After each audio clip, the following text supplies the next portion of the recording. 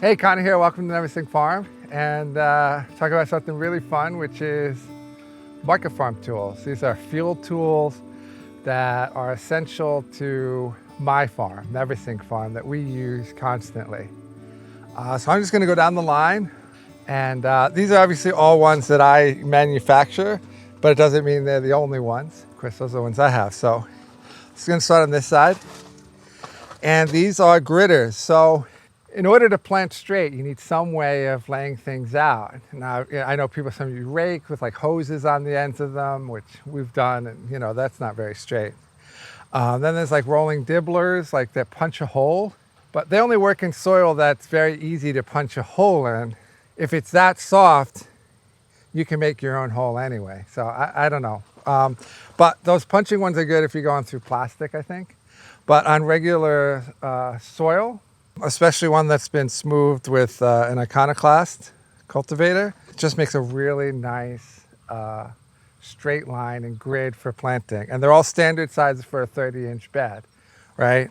So, just like, you have 2 rows on a bed, 30-inch divided by 2, that's 15. So each crop gets 15 inches. So you don't need adjustable, right? It's grab and go. And you can see I have a handle for each one, because I don't even want people waiting for a handle, right? Someone's planting some beets, right, on a 3x3, right? And then someone's gonna do maybe chard on a 2x2.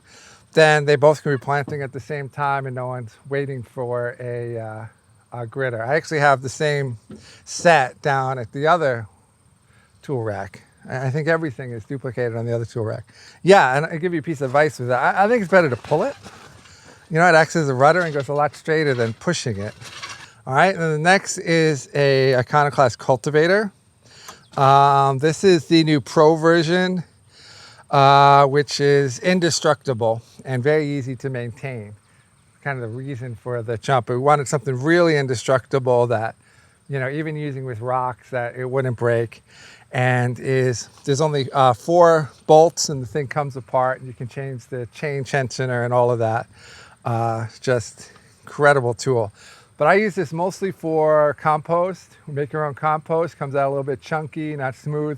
Plus, you're trying to just dump it down the bed quick. And this, you just come and you smooth it out. And another great thing about the Pro version is it doesn't leave any ridges, so it's a very flat bed. And that gets rid of the need for a roller. So you're gonna get a nice flat bed, don't have to roll it, no ridges.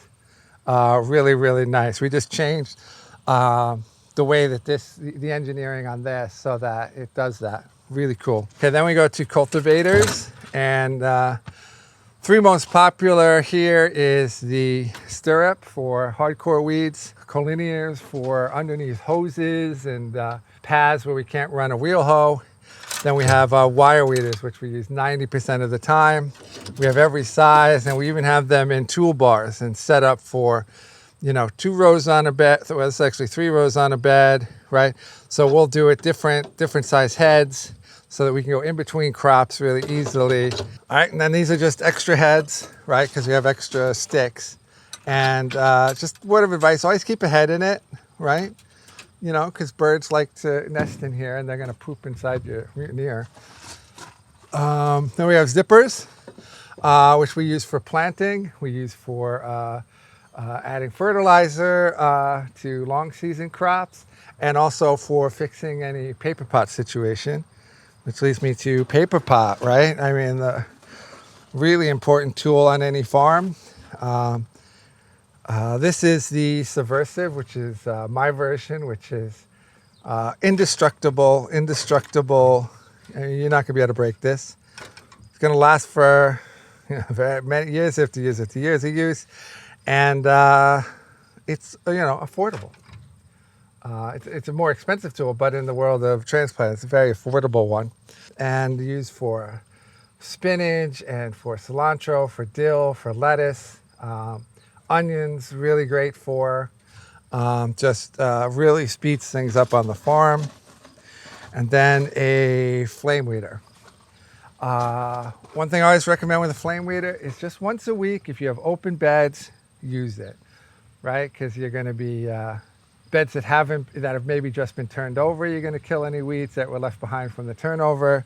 If you just seeded, you're going to get some pre-emergence flame weeding. And if it's just a bed that you're waiting to plant, might as well just kill any weeds. So it's a great way to just do it weekly. Obviously in the spring, you're just going to go around and water, fertilize, compost, and then go around and flame and make sure you start the season off right. Just a really nice way to go. And you don't have to worry about it hurting your soil life or anything. Soil is an excellent insulator, and even seeds that are like a millimeter or two under the surface are not going to get hurt, right? Because a seed will die like above 140 degrees. And so this isn't going to even raise it to that temperature, so they'll be fine. And last, and certainly not least, the thing that we use probably the most is sprinklers. So this is an aquifer sprinkler stand, a wobbler. And I always recommend wobblers. This is a stand that's ready to go, comes in as a kit. You know, some people make them themselves, but if you're making it yourself, one thing is avoid PVC. It gets very brittle over time. Okay, so this is, I find, the best thing to water the field with because it works in many more situations than drip would, but you need a good water source. Each head's going to be about 2.5 gallons a minute. So for 3,000 square feet, I recommend 12 gallons a minute or more on your water source. That's something you can talk to a plumber or your well installer or whoever about your system. But that makes things easy and productive and efficient on a farm. All right, so that's the tool rack at Neversink, the essential field market farming tools for us. So I hope you found that enjoyable, and thanks for watching. Until next time.